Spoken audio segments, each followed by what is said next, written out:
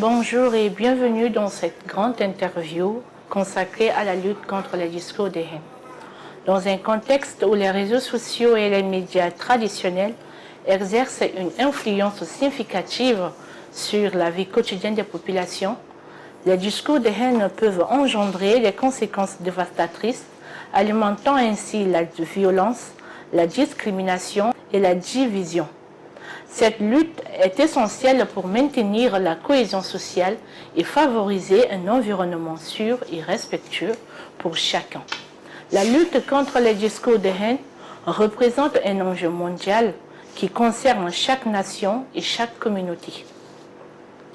Au Tchad comme ailleurs, il est crucial de formuler des réponses appropriées pour lutter contre ce phénomène et favoriser un dialogue respectueux et inclusif.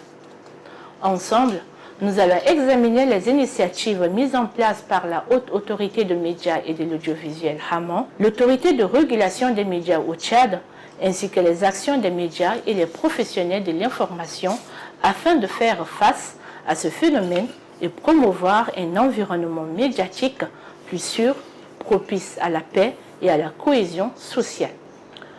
Pour parler du rôle de l'autorité de régulation et ses initiatives pour lutter contre ce fléau, nous avons le plaisir de nous entretenir avec M.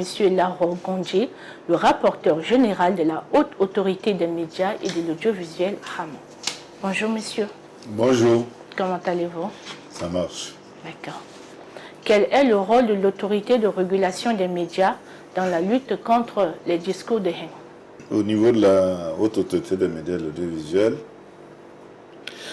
nous avons pris plusieurs initiatives, mais qu'il convient avant tout de rappeler que lorsqu'on parle de discours de haine, c'est tout simplement une incitation à la violence, des propos qui visent à intimider, ou bien encore qui visent également à propager des préjugés sur un groupe donné, c'est-à-dire ça peut être un groupe ethnique, religieux et autres.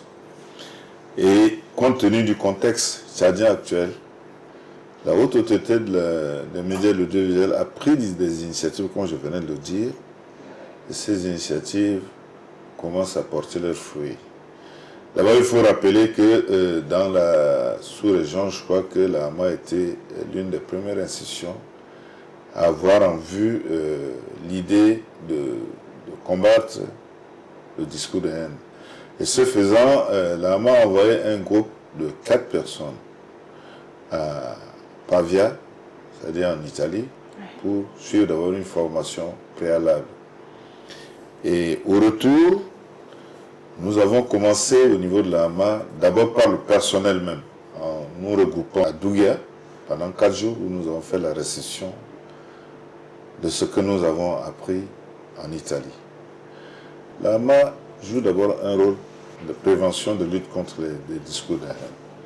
En amont, il fallait sensibiliser les médias sur l'importance de s'associer à l'organe de régulation pour essayer de contrer ceux qui sont enclins à vouloir propager le discours de haine. Et nous l'avons fait d'abord par la formation. Nous avons formé d'abord le personnel de l'AMA, nous avons formé les journalistes, nous avons formé les responsables de médias. Nous avons même eu à faire une formation avec les membres de la société civile. Donc l'idée, c'est de les amener à comprendre que le discours constitue un danger, surtout dans le cadre tchadien qui était un peu fragilisé déjà. Et il fallait veiller à ce qu'on n'aille pas au-delà. Donc voilà ce que l'AMA a fait jusque-là. Et nous continuons à faire le travail, ce n'est pas fini. Et puisque vous venez de vous rendre compte vous-même que nous venons d'organiser un grand rendez-vous régional sur les mécanismes de lutte contre les discours de haine. Donc vous voyez qu'on est toujours en train de... C'est un processus, donc il sera très difficile de s'arrêter maintenant tant que nous n'aurons pas obtenu des résultats que nous voudrions bien obtenir. Merci. Comment l'autorité collabore-t-elle avec d'autres institutions ou organisations pour lutter contre les discours de haine? L'AMA a collaboré avec l'appui déjà de du programme des Nations Unies pour le développement. Ensuite, nous avons travaillé avec l'ANSIS, c'est l'autorité nationale de sécurité informatique et de certification électronique. Le PNUD, dans ce type de collaboration, le PNUD a plutôt appuyé la main à faire des formations. Nous avons reçu un appui financier pour mener plusieurs formations. L'ANSIS également, nous avons collaboré parce que vous savez que l'ANSIS aussi est dans le circuit de la régulation, mais à sa manière. Donc les deux régulateurs se sont retrouvés pour faire une grande formation avec les directeurs de publication, la société civile, les leaders d'opinion dans la grande salle, par exemple, du CEFOD. Donc voilà un peu le type de collaboration que nous avons. En dehors de ces deux partenaires, nous n'avions pas encore eu d'autres partenaires qui étaient venus vers nous pour nous solliciter dans ce genre d'activité. Merci. Vous parlez de la réglementation et la législation. Quelles sont les lois et réglementations en vigueur au Tchad pour lutter contre les discours de haine dans les médias? Nous avons deux types de réglementation. Nous avons d'abord au niveau national, puisqu'il s'agit de... Nous avons le Code d'éthique et de déontologie du journaliste tchadien. En son article 13, il y a des dispositions qui ressortent clairement par rapport à la lutte contre le discours de haine. Nous avons également la loi 31, en son article 102 également, la loi 31 qui porte le régime de la presse au Tchad, la presse écrite électronique au Tchad. Il y a des dispositions également qui combattent, qui permettent de combattre également le discours de haine. Mais au-delà de ces deux documents que je viens de citer, nous avons dans le code, nous avons dans la Constitution également des dispositions qui nous permettent également de combattre le discours de haine. Et également, vous avez dans le code pénal, vous avez c'est sévère, dans le code pénal également sanctionne. Et nous avons le code pénal, nous avons aussi sur le plan national certains textes réglementaires et législatifs qui nous permettent également de combattre les discours de haine.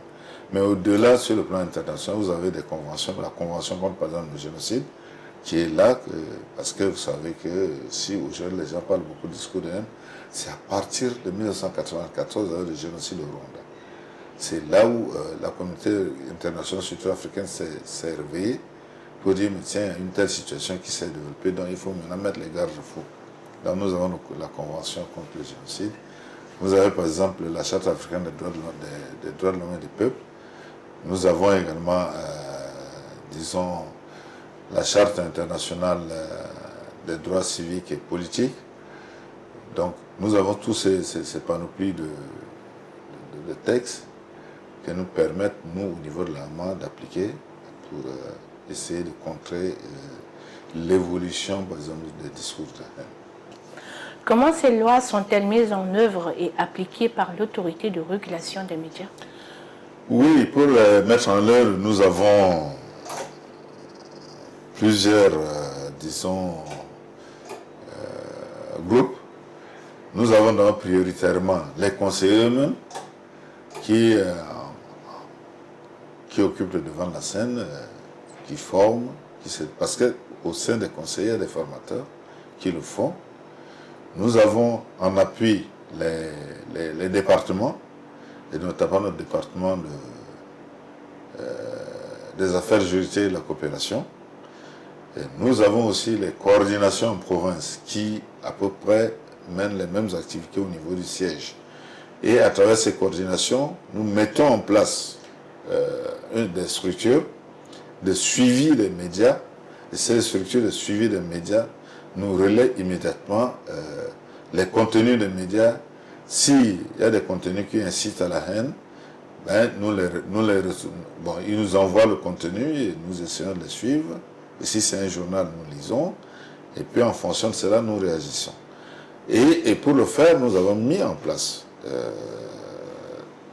une grille de lecture qui permet également, parce qu'avec les coordinations au niveau des sièges, nous avons ce qu'on appelle les observateurs. Donc nous avons mis en place une grille de lecture qui est un outil de travail pour nos coordonnateurs, pour nos observateurs, qui regroupent les 6 principaux, ou bien les 6 principaux délits de la presse. Et parmi ces 6 principaux délits, il y a également les délits relatifs à la lutte contre les discours de haine. Donc voilà comment nous travaillons. Donc tout est centralisé ici, et puis à partir de là, le collège, s'il y a une infraction qui a trait au discours de haine, le collège s'en saisit. D'abord, le chef de département nous fait une fiche, le collège saisit le bureau réunit le collège, et puis nous prenons des actions appropriées. Voilà comment nous travaillons. D'accord. Comment l'autorité encourage-t-elle les médias à promouvoir les contenus responsables et respectueux? Nous commençons d'abord par la promotion de l'excellence professionnelle. Parce que plus le journaliste est mieux cultivé, mieux formé, mieux il est outillé pour combattre les discours de haine. Donc nous mettons l'accent d'abord sur la professionnalisation des médias. Et à travers la professionnalisation, c'est d'abord la formation. Parce que si un journaliste est bien formé, et s'il maîtrise, par exemple, les documents, les textes qui régissent les communications au Tchad, qui maîtrise le contenu du code d'éthique et de déontologie, ce journaliste est extrêmement prudent pour éviter de tomber dans le piège des discours de haine. Donc nous le faisons avec tous les organes de presse, sans exception. Chaque fois que les occasions se présentent, nous organisons des formations. Et ces formations, nous rappelons constamment aux journalistes, aux directeurs de publication, voilà comment ils doivent procéder pour éviter de tomber dans le piège des discours de haine. Donc, et c'est un processus continu. Parce que, comme la lutte contre les discours de haine, c'est un processus, il faut souvent revenir et puis essayer également d'amener les journalistes à comprendre au fur et à mesure. C'est un rappel. Il faut qu'on s'en passe. Si vous ne rappelez pas, ça risque de tomber dans l'oubli. Donc voilà comment nous travaillons. Quels sont les principaux défis que l'autorité de régulation des médias rencontre dans la lutte contre les discours de haine au Tchad? Les défis sont énormes. Face aux médias, comme je venais de dire, qui n'ont pas la capacité de faire le discernement entre un bon article, un bon texte, et que ces médias vont puiser dans les réseaux sociaux des publications qui ne sont pas professionnelles, ça embarrasse un peu l'autorité de régulation. Ça, c'est une solution de facilité que les organes de presse, certains organes de presse utilisent. Parce que ce qui est publié dans les réseaux sociaux, ce n'est pas forcément les professionnels qui publient ces documents. Un paysan peut ouvrir sa page Facebook se mettre à écrire n'importe quoi. Mais certains organes de presse pensent que ce qui est publié peut être correct. Récemment, nous avons connu une situation où on a convoqué un organe de presse pour lui rappeler le respect de l'éthique et de la déontologie du journaliste tchadien, le respect des textes comme la loi 20, la loi 31, la loi 32. Nous leur avons demandé de bien lire pour comprendre les contenus, ce qui pourrait les orienter à mieux travailler. Donc, à travers ce mécanisme de suivi, nous estimons que le défi est énorme, et comme ce défi est énorme, il faut tout faire pour éviter aux médias tchadiens la mauvaise, comment on appelle ça, la mauvaise réputation. Donc nous le faisons de manière régulière. C'est un grand défi, d'autant pour aussi les régulateurs que les médias même, parce que si le Tchad arrive à s'en sortir, je crois que c'est également toutes les institutions qui seront bien considérées. Voilà. D'accord. Quelles sont vos recommandations pour renforcer la lutte contre les discours de haine au Tchad? Les recommandations, je crois que la lutte contre les discours de haine, c'est un truc, c'est une lutte inclusive. Comme c'est une lutte inclusive, il faudrait associer tous les acteurs, la société civile, le gouvernement,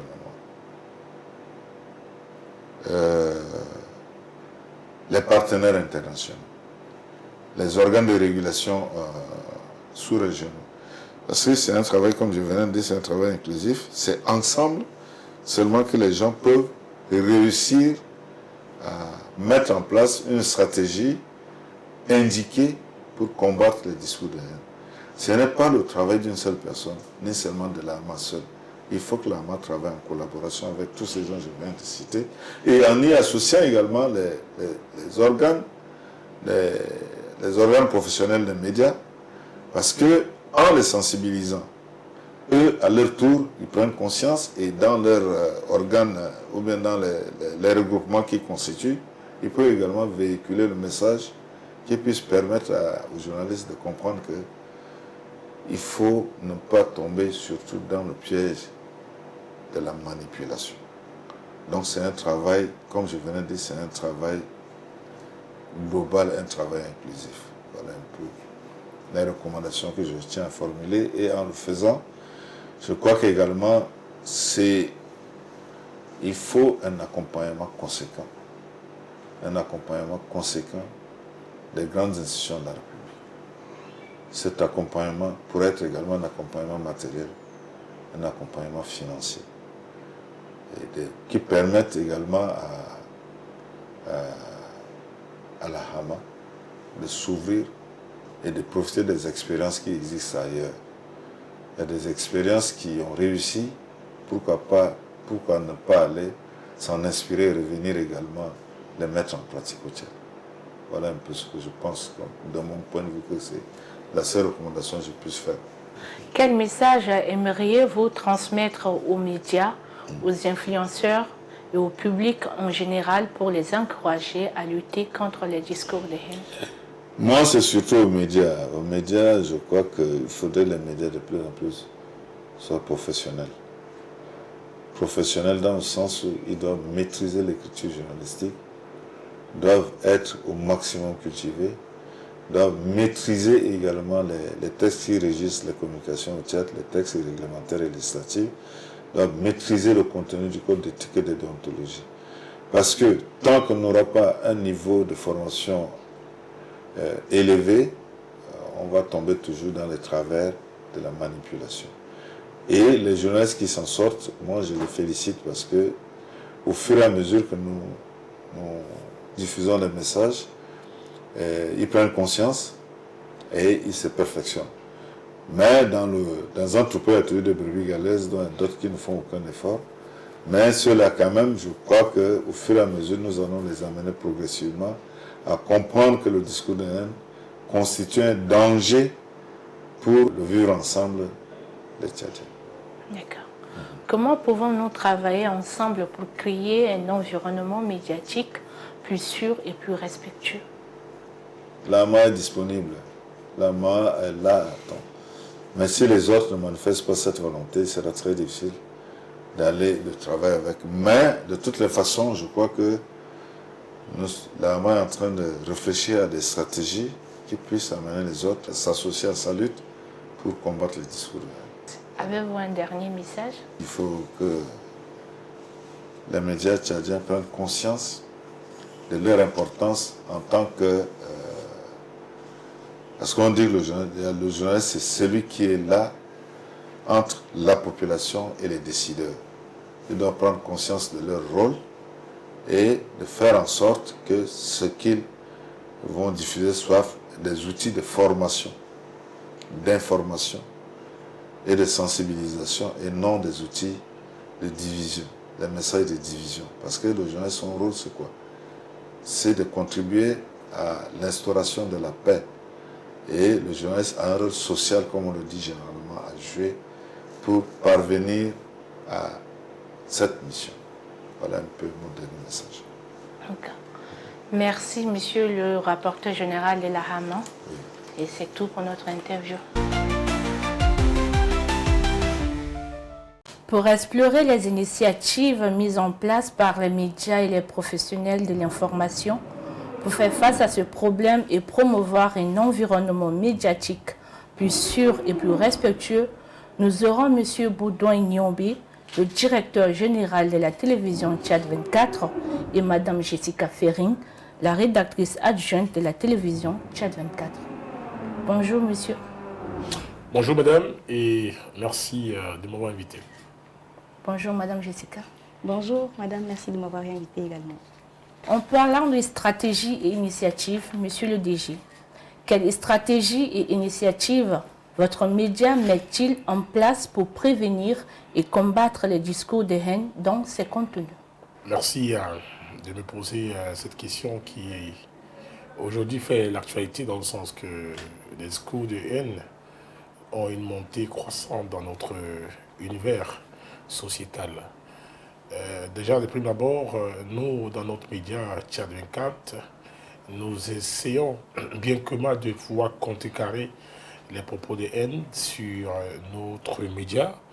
À travers la contrecarration que nous faisons, c'est de mettre des informations positives pour noyer les discours de haine parce que justement, il y a des gens qui s'abondent à pouvoir mettre en avant des discours qui consistent à détruire, à nuire autrui. Donc nous, à notre niveau, nous essayons de sensibiliser, nous essayons d'échanger avec nos différents collaborateurs, nos différents responsables, à pouvoir contrecarrer en transformant plutôt le discours de haine par le positif à travers l'information, bien évidemment.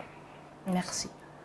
Comment gérez-vous les commentaires haineux et les publications qui pourraient inciter à la haine ou à la discrimination sur vos plateformes? Alors, vous savez, c'est très difficile de pouvoir gérer tout ça. C'est très difficile. Mais nous essayons quand même, bien que mal, de pouvoir d'abord identifier les différents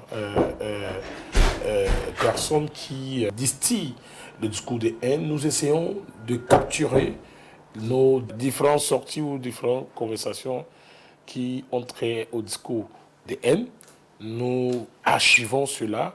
Nous essayons en même temps d'interpeller les pouvoirs publics, les forces de l'ordre à pouvoir prendre leurs responsabilités. Parce que justement, on a parfois des journalistes qui sont harcelés, qui sont traités de tous les noms et qui subissent ces discours de haine-là. Donc, ce que nous faisons, c'est de faire des captures d'écran, c'est d'archiver, documenter ces personnes qui s'aventurent à attaquer certaines personnes sur nos plateformes et les mettre à disposition de la loi. Parce que quelqu'un disait que l'erreur est collective, mais la sentence est individuelle. Donc nous les mettons à disposition de la loi pour que les forces de l'ordre prennent en relais et fassent de ce qui devait être. Merci, monsieur.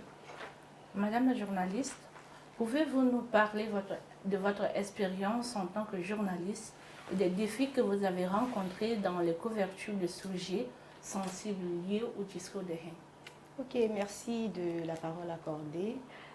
En tant que journaliste, comme tu l'as dit tout à l'heure, j'ai eu pas mal à rencontrer ou à traiter des activités liées au discours de haine. Je vais prendre un cas pratique, c'est celui des réseaux sociaux où on voit la montée en puissance des discours de haine venant des jeunes surtout. Et moi particulièrement, j'ai eu à traiter un sujet il y a de cela 6 mois sur les discours de haine venant des jeunes. Le cas pratique, c'est qu'on dit non, Ida, Sarah, Sakit, et ça amène comment une communauté à se révolter contre une autre communauté. Donc on a eu à traiter ce genre de sujet et on l'a fait avec professionnalisme. On rencontre vraiment beaucoup de défis dans le traitement des informations liées au discours de haine. Et donc on demande souvent aux gens, ou bien souvent à nos journalistes, d'être équilibrés, de traiter l'information de manière équilibrée, de traiter l'information avec précision, avec concision, pour que les uns et les autres se retrouvent. Merci. Merci. Toujours avec vous, madame la journaliste, quelles sont les précautions que vous preniez pour éviter de propager ou d'amplifier les discours de haine dans vos reportages? Je dirais que pour ne pas amplifier les discours de haine, je veux dire, dans nos reportages, ce qu'on fait généralement, c'est d'éviter de traiter. Généralement, en conférence de rédaction, le matin à 8h30, quand on arrive en conférence de rédaction, les journalistes, eux, savent déjà qu'on ne doit pas parler des sujets qui ont trait au discours de haine. Si il s'avère qu'il y a un sujet où on débat sur un sujet qui a trait à un discours de haine, ce qu'on fait généralement, c'est de l'annuler simplement. Mais s'il arrive que l'équipe part sur le terrain et qu'elle rencontre ce genre de problème, ce qu'elle doit faire, c'est d'abord rester calme, travailler avec professionnalisme, revenir à la rédaction, proposer ce sujet peut-être au rédacteur en chef ou à l'équipe dirigeante de la rédaction pour qu'elle examine et ensemble, on voit si le sujet peut être traité ou pas. Merci. Monsieur Baudouin, comment votre média collabore-t-il avec d'autres organisations et institutions pour lutter contre les discours de haine? Alors, je vous le disais tout à l'heure, de prime abord, que nous, déjà, on anticipe avec les forces de l'ordre, les autorités compétentes en matière judiciaire également, parce que, vous savez, nous sommes une chaîne républicaine. On ne peut pas encadrer, on ne peut pas promouvoir, on peut non plus cacher ceux qui s'aventurent au discours de haine. Alors, les organisations proprement dites, c'est-à-dire les acteurs qui luttent contre les propos des discours de haine, nous n'avons pas des partenaires avec qui nous travaillons. Non, pour l'instant, on n'a pas d'organisation avec laquelle nous travaillons. Ben, nous, en tant que médias citoyens, ce que nous faisons, c'est déjà d'instaurer cette collaboration entre les autorités et nous, pour que lorsque il y a ce genre de situation ou ce genre de personnes qui s'aventurent à toujours distiller de la haine, ben, nous les mettons à la disposition de la justice. Merci. Parlons de défis et perspectives. Quels sont les principaux défis que votre média rencontre dans la lutte contre les discours de haine? Les principaux défis, elles sont énormes. Déjà, c'est au niveau de la communication. Parce qu'il y a des gens qui ne parviennent pas à comprendre l'importance d'échanger, de communiquer, de pouvoir s'exprimer. Les gens mélangent le genre dans l'expression. J'ai souvent dit qu'on peut avoir une discussion, mais on n'est pas en train de s'engueuler. Parce qu'il y a des gens qui confondent la discussion et l'engueulade. Et généralement, c'est derrière ça que surviennent les discours de haine. Eh bien, nous, ce que nous faisons à notre niveau, c'est de pouvoir ramener constamment les gens à la raison. À la raison, en leur faisant comprendre la réalité. Et parfois, nous contournons cela en mettant beaucoup plus de blague, de l'humour. Et nous, peut-être, c'est le moment peut-être d'appeler les organisations au Tchad qui luttent contre le discours de haine à s'associer aux médias, à mettre en place des stratégies pour pouvoir contrecarrer ces phénomènes qui plombent et qui tuent notre société. Merci. Madame Jessica, quelle est la responsabilité des journalistes dans les couvertures de ces sujets? Il faut savoir déjà qu'un journaliste doit respecter l'éthique et la déontologie de son métier. Il doit être précis et concis dans le traitement de l'information, c'est-à-dire s'il vient sur le terrain et qu'il rencontre ce genre d'informations qui a trait au discours de haine, qui a trait à saper la stabilité, par exemple, d'une communauté, d'une personne et tout, il doit faire preuve de professionnalisme. Ça, c'est le b.a.-ba.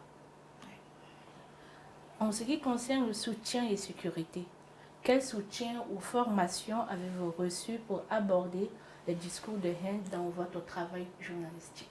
Moi, j'ai eu plusieurs fois à avoir des formations avec, par exemple, le CRASH, où on a traité des sujets liés au conflit et au discours de haine. Et on a eu à nous former sur comment traiter les informations liées au discours de haine. Et donc, moi, je peux dire avec aisance qu'aujourd'hui, Jessica peut traiter les informations liées au discours de haine. D'accord. Et comment les médias et les organisations des journalistes peuvent-ils mieux soutenir les journalistes qui couvrent des sujets sensibles liés au discours de haine? Je pense qu'on doit intensifier les sensibilisations, intensifier les formations à l'endroit des journalistes pour qu'ils s'outillent mieux et pour qu'ils puissent mieux traiter les informations liées au discours de haine. D'accord. Monsieur le DG, en ce qui concerne l'appel à l'action, quel message aimeriez-vous transmettre aux lecteurs, auditeurs et téléspectateurs pour les encourager à lutter contre les discours de haine? C'est une chose, c'est trois choses, je pourrais dire. La première, c'est de pouvoir se dire qu'il ne faut pas suivre le vent. Parce qu'aujourd'hui, on a des gens qui suivent le vent. Parce que vous voyez, quand vous mettez un commentaire sur votre page, vous voyez des trolls, moi je les appelle des trolls, c'est-à-dire des gens invisibles qui marchent avec de la haine au lieu du bonheur, ils vont venir pour pouvoir vous insulter, alors que à la base, Facebook, c'était un moyen de retrouver son camarade, son ami, qui a peut-être voyagé sur Paris, sur N'Djamena, sur Douala, sur Lomé. C'est pour ça qu'il y a des informations que Facebook, le réseau social, par exemple, vous demande 1. Votre âge, 2. Votre ville de résidence, 3. Votre lycée, école, université. En fonction de là, si vous avez été au lycée Félix Eboué, il cherche la période scolaire, Félix Eboué, ceux qui étaient à Félix Eboué pendant cette période-là. Et ça fait ce qu'on appelle une rencontre. Et tu vas voir, ah, je connais telle personne qui était à Félix Eboué, qui était à la même période que vous, et il retrouve, vous vous connectez, vous échangez, vous dialoguez, et vous partagez vos bons moments. Mais aujourd'hui, les réseaux sociaux ont été, je veux dire, transformés en un ring de boss, en un ring de frustration, en un ring d'expression de son mal-être. Et c'est ce qui fait en sorte qu'aujourd'hui, vous voyez cette prolifération ou alors cette montée en puissance du discours haineux. Moi, j'appellerais les Tchadiens, autant pour moi, et les Tchadiens, les Africains, à pouvoir contrecarrer en une chose. Première chose, c'est de distiller le bonheur. C'est de parler ce qui est bien. Deuxième chose, c'est de sensibiliser ceux-mêmes qui sont déjà ancrés dans les discours de haine en leur ramenant. C'est comme un prêtre, un pasteur. Il sait que tu as le péché, on sait que tu es diable, mais on essaie toujours d'enlever le nombre de démons que tu as en toi pour retrouver le bonheur. Donc, il va toujours te sensibiliser. Et c'est ça aussi le rôle des journalistes que nous sommes. Nous sommes là pour sensibiliser, nous sommes là pour éduquer, nous sommes là pour informer, nous sommes également là pour pouvoir donner la vérité au public. Et le public ne peut que s'aguerrir de la vérité si elle est bien sensibilisée. Il faudrait que les pouvoirs publics, les organisations de la société civile, les associations accompagnent, aident les médias à lutter. Parce que c'est les médias qui sont les premiers, ou alors les principaux cibles de ces gens-là. Je vous prends un exemple. Lorsque vous diffusez une information, diffusez une information sur nos plateformes, vous avez des gens qui n'ont même pas lu, mais qui viennent faire des commentaires, qui n'ont rien à y voir avec ce que vous avez publié. Il y a des gens qui ne comprennent même pas, mais ils viennent faire des commentaires. Mais à la limite, vous vous posez des questions. Si vous êtes quelqu'un, moi comme moi, j'ai 20 ans de métier, donc je transcende tout ça. Vous pouvez vous dire ce que vous voulez dire, mais je ne vais jamais m'affoler ou avoir peur. Mais c'est vrai que nos jeunes générations, nos jeunes journalistes, nos collaborateurs qui n'ont pas souvent eu affaire à ces genres de choses, peuvent avoir de la crainte, peuvent se morfondre en se disant, mais c'est ceux qui vont venir m'attaquer. Non, il faut avoir de la grandeur, de la hauteur pour pouvoir répondre à celui qui t'a répondu méchamment, de manière barbare, avec un discours qui est peu catholique. Donc, on a toutes ces possibilités pour pouvoir sensibiliser. Et c'est ce que nous faisons au quotidien à travers nos différentes plateformes digitales, ramener les gens au bonheur, ramener les gens à voir les choses autrement, au détriment de ce qu'eux, ils ont dans leur tête, qui n'est pas forcément la réalité. Merci. Selon vous, comment les journalistes peuvent-ils travailler ensemble pour créer un environnement médiatique plus sûr et plus respectueux? Mais c'est la synergie. S'il n'y a pas de synergie d'action, on ne peut rien faire. Et si chacun se met dans son carcan, on ne va pas construire une société véritable. On ne pourra pas éradiquer le discours de haine. On ne pourra pas combattre le discours de haine.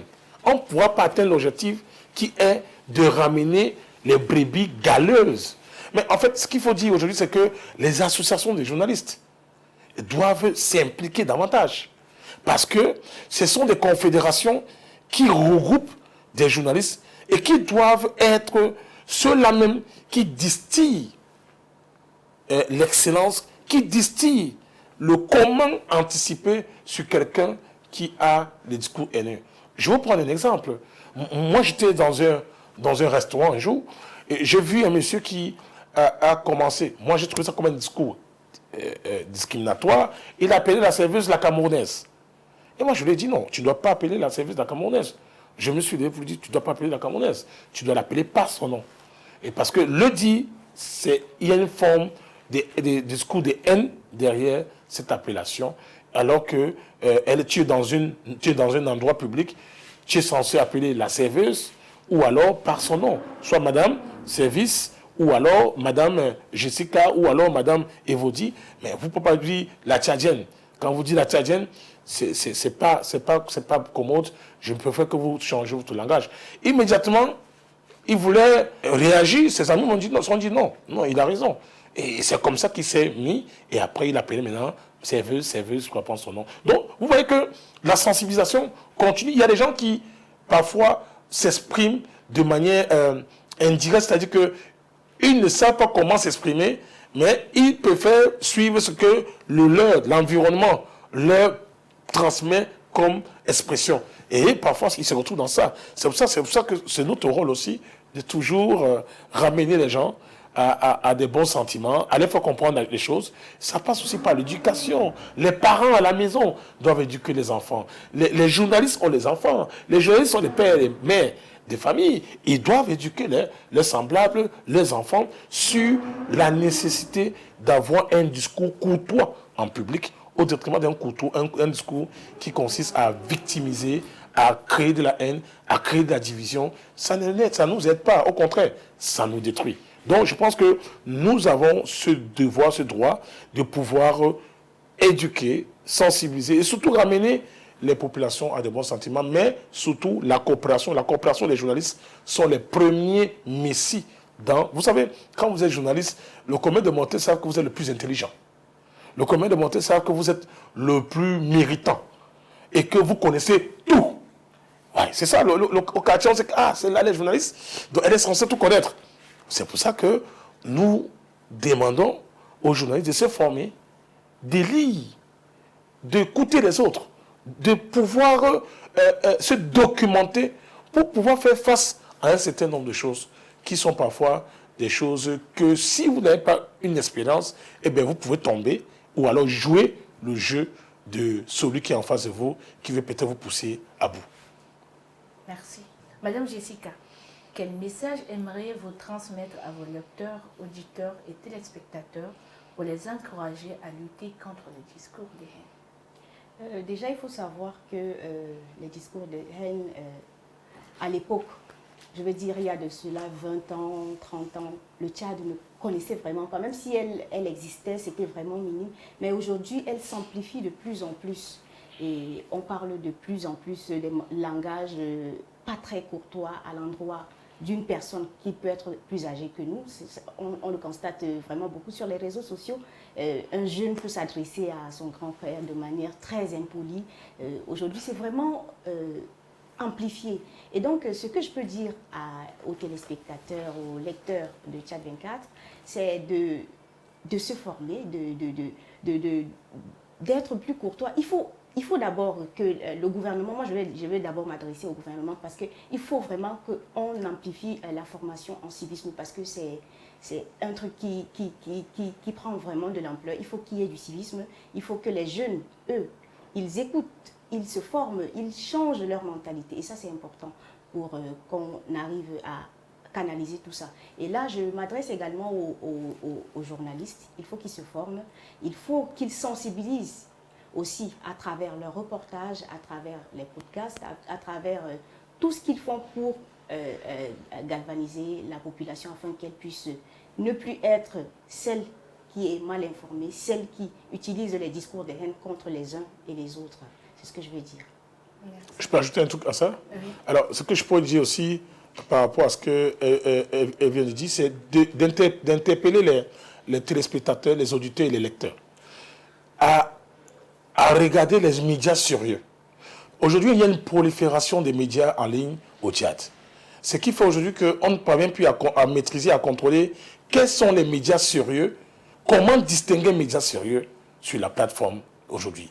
Et vous voyez, il y a des gens qui se rogent en journalistes alors qu'ils n'ont pas été à l'école de journalisme ou alors ils ne se sont pas formés dans le tas avec l'ambition de pouvoir être, parce que un journaliste aussi peut se former dans le tas. C'est-à-dire que quelqu'un qui aime ce métier, qui a un minimum intellectuel, peut décider d'aller apprendre ce métier avec du temps et puis devient quelqu'un de référent. On a eu plus Ndiaye, on peut regretter moi, qui n'était pas un journaliste de formation, très grand journaliste, qui est devenu très grand journaliste sur le plan international, qui est mort aux États-Unis. Alors, il faudrait que les Tchadiens s'approprient les médias. Quand on dit Tchad 24 a une page Facebook, Tchad 24, page Facebook, est un média sérieux, reconnu, repérable, inscrit à la AMA. Les autorités compétentes connaissent ce média.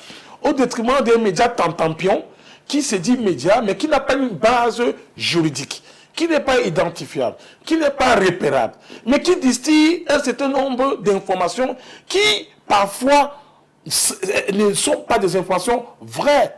Et même quand c'est vrai, il y a une technique de collecte d'informations. Aujourd'hui, vous voyez des gens qui prennent les informations, ouf, ils balancent n'importe comment. Alors, quand tu veux dire, ok, je vais un peu chercher ce média, elle est où? Tu vois qu'il n'y a pas d'informations sur le média.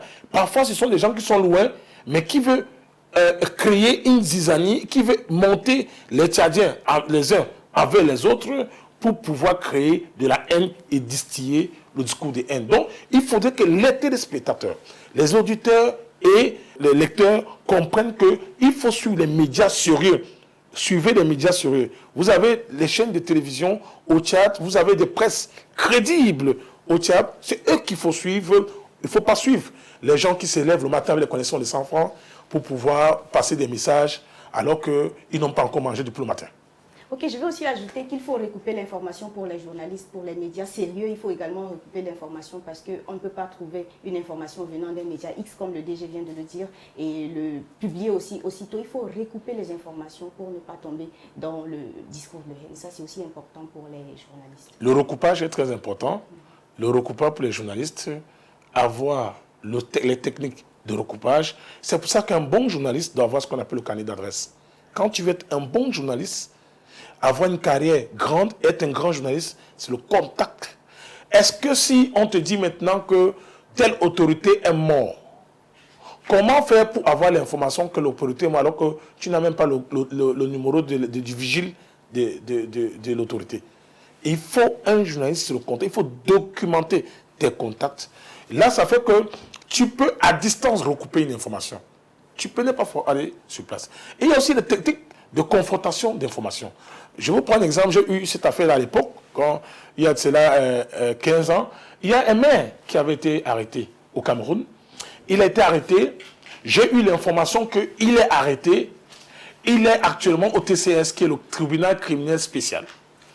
Alors, j'ai eu l'information, j'ai recoupé l'information. Effectivement, il est arrêté. Quand je balance l'information, je travaillais à l'époque pour l'agence de presse panafricaine. Quand je balance l'information, paf, on me dit, 30 minutes après, on me dit, il n'est pas arrêté. Les gens m'appellent, les confrères m'appellent pour me dire, il est en train de nous écrire. Il nous dit qu'il est à la maison en train de boire son vin. Je dis, mais je vous dis qu'il est arrêté. On dit que non, il peut te porter plainte. Je panique. Je panique. Je ne vais pas vers ma source. Parce qu'un journaliste, ça va des sources. Maintenant, ta source peut te manipuler.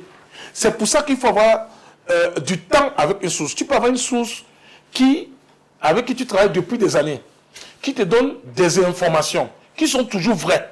Ça fait que quand il te dit que tel, tu n'as plus besoin de trop réfléchir parce que tu sais que cette source est une source fiable.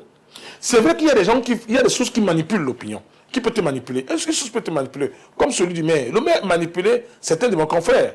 Quand je suis reparti vers ma source me dit, je dis et je répète qu'il est actuellement, comme je te parle, en cellule. Et on va lui retirer le téléphone dans quelques minutes. Et quelques minutes après, on a retiré le téléphone.